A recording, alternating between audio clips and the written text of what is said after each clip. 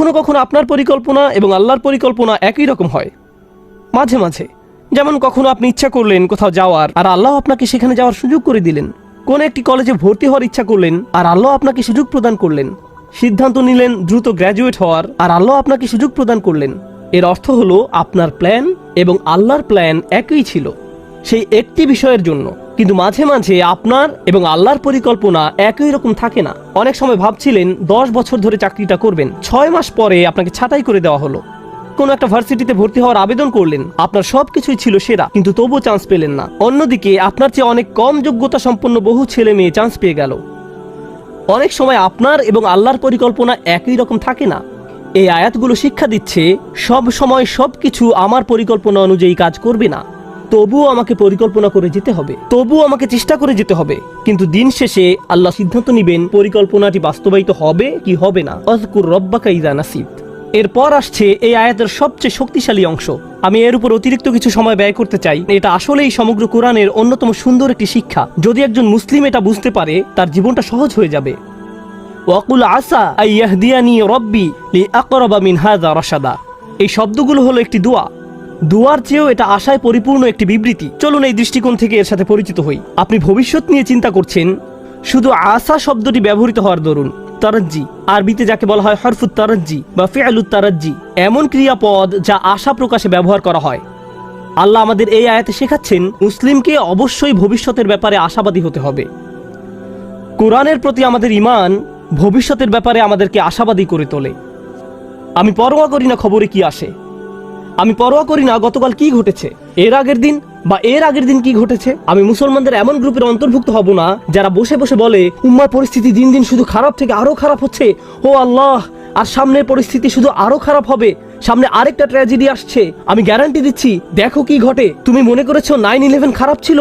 কিছুই না, ওটা আসলে কিছুই না। ও মাই গড, দেখো এখন উম্মার কি অবস্থা হয় এবং দেখো তারপর কি হয়। এই মনোভাব সরাসরি কোরআনের আয়াতটির বিরোধী, শুধু আশা শব্দটির কারণে।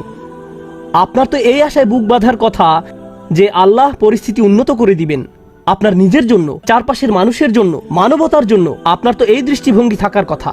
তারপর তিনি বলেন, আর নিজের ভবিষ্যতের ব্যাপারে কি বলবেন? আসা আইয়াহদিয়ানি রব্বি, সম্ভবত আমার রব আমাকে পথ দেখাবেন। নিজের ভবিষ্যতের জন্য সবচেয়ে আশাবাদী কোন জিনিসটি আপনি পেতে পারেন? সবাই ভালো চাকরি চায়, ভালো অর্থনৈতিক অবস্থা চায়, ভালো পারিবারিক অবস্থা চায়, সুস্বাস্থ্য চায়। আমরা এগুলো সব চাই, কিন্তু জানেন সবচেয়ে মৌলিক যে জিনিসটি আমার আপনার প্রয়োজন, যা অক্সিজেনের চেয়েও বেশি মূল্যবান, তা হলো আল্লাহর হেদায়েত। একবার এটা পেয়ে গেলে সবকিছু ঠিক হয়ে যাবে, কিন্তু হেদায়েত না পেলে আপনার আসলে কিছুই নেই। এই আয়াত আশাবাদী করে তোলে যে আল্লাহ আমাকে পথ দেখাবেন। আসা আইয়াহদিয়ানি রব্বি, আমার প্রভু আমাকে পথ নির্দেশনা দান করবেন, তিনি আমাকে ভুলে যাবেন না।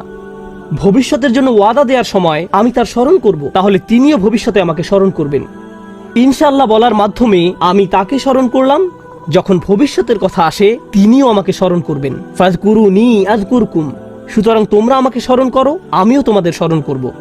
এখন আল্লাহ আপনাকে হেদায়েতের গ্যারান্টি দিচ্ছেন। আবার বলছি, এখানে মুসলমানদের বোঝার জন্য খুবই গুরুত্বপূর্ণ একটি ব্যাপার রয়েছে। সারা পৃথিবী জুড়ে বহু মানুষের মাঝে, আল্লাহিল আযীম, এই গ্রহের যেই প্রান্তে যান না কেন, মানুষের একই ধরনের বিভ্রান্তি, একই প্রশ্ন বারবার। আর সবচেয়ে কমন যেই প্রশ্নটি আমি শুনি, মানুষ বলে ইসলামের এত বেশি দলমত রয়েছে, কোরআনের ব্যাখ্যায় এত বেশি ভিডিও পাওয়া যায়, বা হাদিসের ব্যাখ্যায় কেউ এটা বিশ্বাস করে, কেউ ওটা বিশ্বাস করে। এই হুজুর অমুক ফতোয়া দেয়, ওই হুজুর তমুক ফতোয়া দেয়। আমি কি এই হুজুরকে মানবো নাকি ওই হুজুরকে মানবো? কেউ বলে এটা হালাল, কেউ বলে এটা হারাম, কিছুই জানি না, সবকিছুই বিভ্রান্তিকর। এত বেশি দল, আমি কিভাবে হেদায়েত পাবো? কিভাবে আমি জানবো যে আমি সঠিক বিষয়টা অনুসরণ করছি? কিভাবে জানবো? আমার পক্ষে তো এত বেশি তথ্য প্রসেস করা সম্ভব নয়। আর আমি এর সাথে একমত, আমরা এখন মাত্রাতিরিক্ত তথ্যের যুগে বাস করছি। প্রতিনিয়ত এত বেশি মত আর পথের সাথে পরিচিত হচ্ছি, এমনকি ইসলামের ভেতরেও। এই হলের ভেতরে বসা শ্রোতাদের দিকে লক্ষ্য করুন, যদিও আমরা একই এলাকার, আপনি যেভাবে ইসলাম শিখেছেন তা আপনার পাশের জন থেকে খুবই আলাদা। যেসব শিক্ষক আপনি পেয়েছেন, যেসব মানুষের সঙ্গ লাভ করেছেন, যে স্কুলগুলোতে শিখেছেন, তা আপনার পাশের জনের থেকে একেবারেই ভিন্ন। তাই কোনো ব্যক্তি সহজে বিভ্রান্ত হয়ে পড়তে পারে যে কিভাবে আমি বুঝবো যে আমি সঠিক ইসলাম অনুসরণ করছি। আর এই আয়াত হলো তার জবাব। আমি কারো হেদায়েতের নিশ্চয়তা দিতে পারি না, ইউটিউব কারো হেদায়েতের নিশ্চয়তা দিতে পারে না, গুগল কারো হেদায়েতের গ্যারান্টি দিতে পারে না, এবং কোনো মানুষও হেদায়েতের নিশ্চয়তা দেয় না। এটা আমাদের আশা যে স্বয়ং আল্লাহ আমাকে ব্যক্তিগতভাবে হিদায়েত দিবেন। হেদায়েত অন্য কোথাও থেকে আসতে পারে না। আপনার কাছে কোনো তথ্য না থাকতে পারে, অথবা আপনি তথ্যের সাগরে ডুবে থাকতে পারেন, এটা কোনো ব্যাপার না। আল্লাহ আপনাকে কতটা হেদায়েত দিবেন তা নির্ভর করে আপনি কতটা হেদায়েত চান তার উপর, অন্য কারো কাছে নয়।